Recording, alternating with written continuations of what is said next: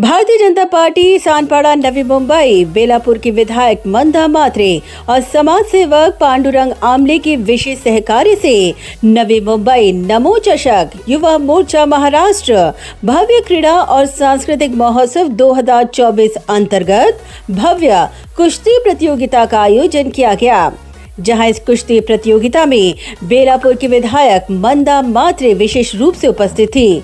साथ ही उपस्थित थे भाजपा बेलापुर विधानसभा चुनाव प्रमुख नीलेश मात्रे और तमाम भाजपा पदाधिकारी। बता दें कि आज नवी मुंबई शहर में मिट्टी के खेल कुश्ती के खिलाड़ियों की प्रतिभा को प्रदर्शन के लिए एक मजबूत मंच मिल सके, इसी मकसद के साथ इस कुश्ती प्रतियोगिता का आयोजन सानपाड़ा में किया गया था, जहां इस खेल में बढ़ चढ़कर खिलाड़ियों ने कुश्ती के अखाड़े में अपना दमखम दिखाया। इस अवसर पर इस कुश्ती प्रतियोगिता के दमदार प्रदर्शन करने वाले विजेताओं को मंदा मात्रे और उपस्थित अन्य मान्यवरों द्वारा पुरस्कार से नवाजा गया। इस दौरान मंदा मात्रे ने पांडुरंग आमले द्वारा आयोजित इस कुश्ती प्रतियोगिता की सराहना करते हुए कहा कि इस कुश्ती प्रतियोगिता के माध्यम से खिलाड़ी महाराष्ट्र ही नहीं बल्कि देश में भी नाम उज्जवल करेंगे। समाज सेवक पांडुरंग आमले, त्यांचे सगळे सहकारी, सगळ्या महिला, आमच्या भगिनी, सर्व कार्यकर्ते मिळून आज इथे नमो चषकाचं उद्घाटन झालेलं आहे आणि कुस्ती संपूर्ण महाराष्ट्रातून कुस्तीमध्ये या महाराष्ट्राच्या मातीमध्ये खेळणारी मुलं आणि मुली इथे आलेले आहेत आणि ते घडवण्याचं काम आज पांडुरंग आमले इथे करत आहे।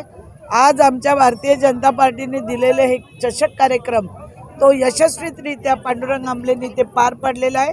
ही जी तरुण मुलं आहेत, लहान लहान मुलं आहेत, ही मातीत खेळताना ही महाराष्ट्रातल्या मातीतली उद्या महाराष्ट्राचं नाव राज्यात नाही तर देशात उज्जवल करतील अशी मी त्यांना शुभेच्छा देते। वहीं पांडुरंग आमले ने इस कुश्ती प्रतियोगिता के आयोजन के पीछे का मकसद बताया। नमो चषकच्या माध्यमातून आपल्या सर्वांच्या लाडक्या आमदार मंदाताई मात्रे व आमचे मार्गदर्शक निलेशदादा मात्रे यांच्या प्रयत्नातून आम्ही आज इथे सानपाड्यामध्ये अतिशय जंगी असे कुस्त्यांचे सामने भरवलेले आहे। खरोखरच आज तुम्ही बघाल तर पूर्ण भारतभर क्रिकेटचं सगळ्यांना खूळ आहे, क्रिकेट आहे, फुटबॉल आहे, हॉकी आहे, परंतु कुठेतरी हा कुस्त्यांचा सामना वंचित राहिला आणि खेळाडू वंचित राहिलेला या खेळाडूंना योग्य तो न्याय मिळावा यासाठी आम्ही हा केलेला छोटासा प्रयत्न आणि आमचे भाग्य आहे की आपले सर्वांचे लाडके पंतप्रधान नरेंद्रभाई मोदी यांनी आम्हाला ही संधी दिलेली आहे। आज या संधीचा फायदा घेऊन आम्ही सानपाड्यातील आमचे खेळाडू त्याचप्रमाणे मुंबई नवमुंबईतील अतिशय चांगले मल्ल इथे हजर झालेले आहेत आणि त्यांचा खेळ आपल्याला दाखवत आहेत आणि खरोखरच आमच्या सानपाड्यामध्ये सुद्धा एक अतिशय चांगली अशी तालीम आहे, जी तालीम आमच्या आजचे आयोजक संयोजक आमचे दळवी साहेब असतील, शेवाळे साहेब असतील, गोळे साहेब असतील, या सगळ्यांचे मार्गदर्शक रासकर साहेब असतील, यांच्या मदतीने आज आम्ही हा इथे चांगल्या प्रकारे आखाडा भरवलेला आहे आणि याचा फायदा पुढील काळामध्ये आमच्या सानपाड्यातील हे मल्ल आहेत त्याचप्रमाणे पूर्ण महाराष्ट्रातील नवी मुंबईतील मल्ल आज इथं आलेले आहेत आणि चांगल्या प्रकारचा खेळ दाखवला आहे। अतिशय शांतप्रमाणे हा आपला आखाडा चाललेला आहे। आपल्या सानपाड्यातील सर्व नगरवासीय या खेळाचा आनंद घेत आहे आणि पुढील काळामध्ये सुद्धा अशा जंगी सामने आम्ही नक्कीच भरू याची तुम्हाला सगळ्यांना आम्ही शाश्वती देतो। इस दौरान पांडुरंग आमले ने कहा कि मंदा मात्रे ने यह आश्वासित किया है कि इस मैदान में कुश्ती का अखाड़ा बनाने की दिशा में वे प्रयत्नशील रहेंगी।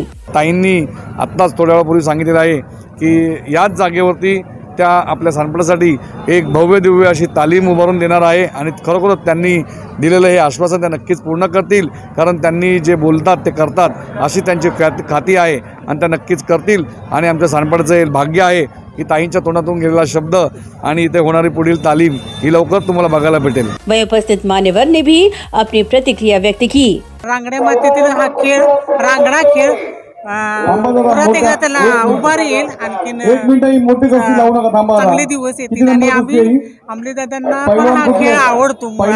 हा सगळ्यांच्या आवडीचा खेळ आहे, महाराष्ट्रातले सगळ्यांचा रांगड्या मातीतला, त्यामुळं परत आमले दादांना आमच्या इथं कुस्तीचं हे आहे तालीम आहे, तिथे पण आमले दादा सक्रिय अवस्था त्यांचे सगळे प्रश्न मिटवतात। Bureau report Navi Mumbai network.